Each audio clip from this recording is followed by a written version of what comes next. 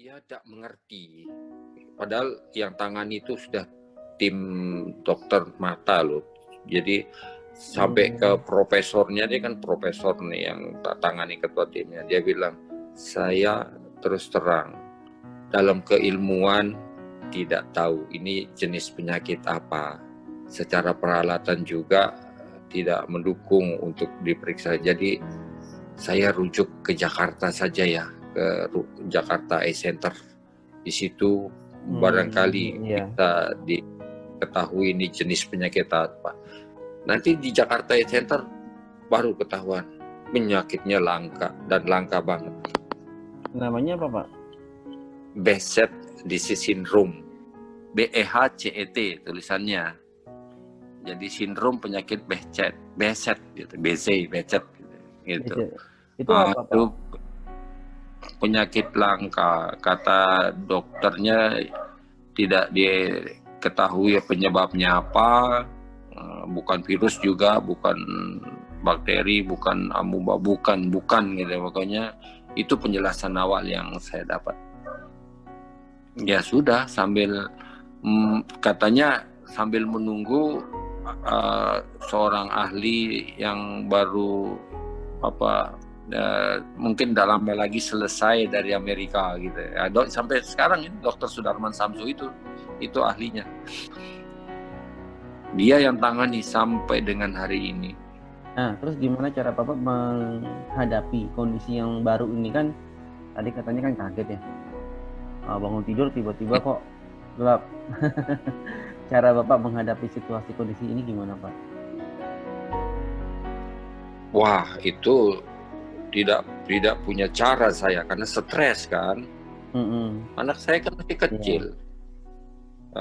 Yang satu baru sekolah, yang pertama itu baru SD, yang kedua masih kecil. Jadi waduh, masih ya belum sekolah. Jadi gimana ya? Jadi bawaannya stres. Tidak terbayangkan dalam usia yang masih muda itu jabatan yang ya istilahnya saya sudah bermimpi nih. Saya bilang, wah ini kalau sudah manajer nih sudah kemana-mana nih. Mimpinya sudah jauh sekali gitu. Tahu-tahu stop di situ. Ya sudah, stres dan sampai depresi. Itu 10 tahun baru saya bisa menerima. Iya, tahu-tahu tidak sembuh, tambah drop, mengecil, tambah ketajamannya menurun, terus areanya juga menurun. Dan memang sifat dari penyakit ini begitu, kata dokter yang menangani saya. Makanya dibantu dengan obat-obatan sampai dengan hari ini. Nah, terus titik baliknya, Pak, akhirnya saya harus berbuat sesuatu. Saya bersyukur sih, begitu saya pindah ke Jakarta, gitu kan, berobat lah, dirujuk oleh dokter ke Jakarta. Terus saya di Jakarta Center hampir 2 tahun. Lalu orang kantor besar, orang HRD datang lihat. Saya ceritakan bahwa di Makassar ya sudah angkat tangan dokternya. Udah kalau gitu kalau kamu di sini saja, nanti saya buatkan surat mutasinya. Udah, saya di rumah sakit saya dikasih SK mutasi.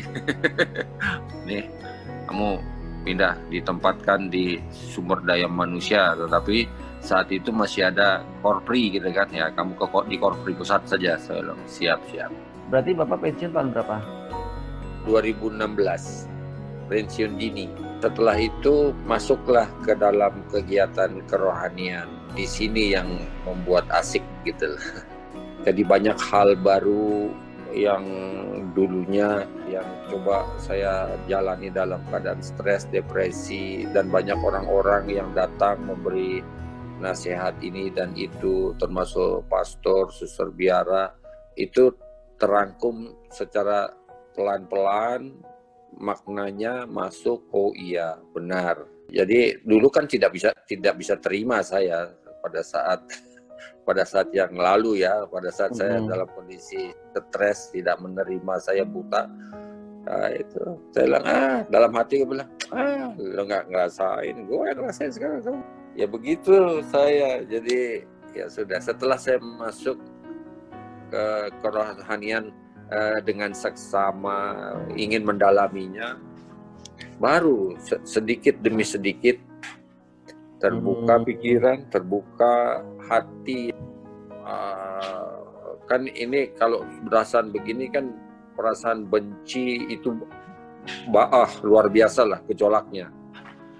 Ya akhirnya menerima. Saya masuk belajar ke kitab suci, belajar teologi, belajar filsafat. Ternyata cuman belajar aja, akhirnya bisa bermanfaat tuh. Jadi bisa merefleksikan dengan bahasa yang berbeda. Kalau dulu teman-teman itu kan mungkin dia menerima dari turun-temurun, udah begitu. Saya ya sabar, mungkin ini ada rencana Tuhan. Nah sekarang kan bisa dieksplor. Ada misteri yang bekerja di dalam diri manusia yang mau diselamatkan. Dengan cara apa? Dengan cara menderita. Salah satunya dibutakan. Contoh, kalau tidak buta, kan kalau tidak dibuta, karir berarti naik. Berhadapan dengan apa dan siapa, itu kan sudah pasti. Artinya ada hal yang kita tidak tahu dalam misteri perjalanan buta ini. Itu mengeluhnya nggak usah lagi, karena Tuhan mau menyelamatkan dengan cara seperti ini. Nah, pertanyaan terakhir Pak, apa rasanya menjadi seorang Robert Sikora pada saat ini?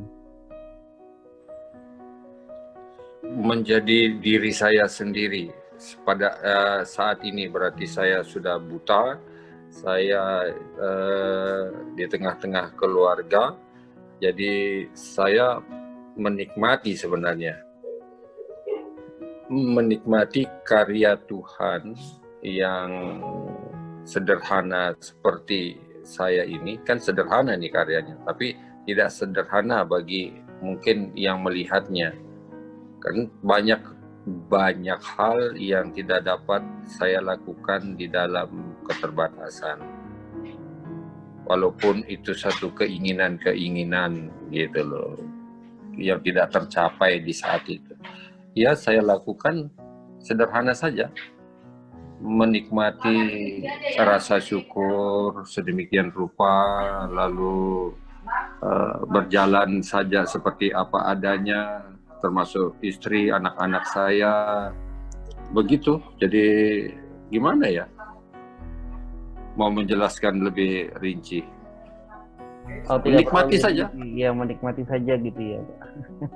Iya, menikmati saja, menikmati dengan, kalau bahasa rohani ya menikmati dengan rasa syukur, itu kan bahasa klasik banget gitu ya.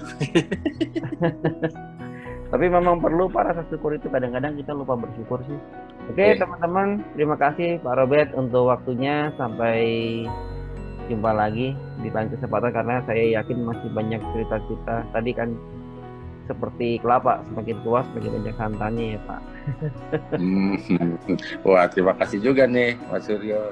Iya. Sudah diwawancara, mudah-mudahan YouTube-nya tambah sukses dan banyak subscribe ya. Amin. Oke, teman-teman, terima kasih sudah menonton sampai selesai. Jangan lupa like bila suka, bagikan ke teman-teman yang membutuhkan, dan jangan lupa subscribe agar channel ini bisa berkembang lagi. Sampai jumpa di video-video berikutnya.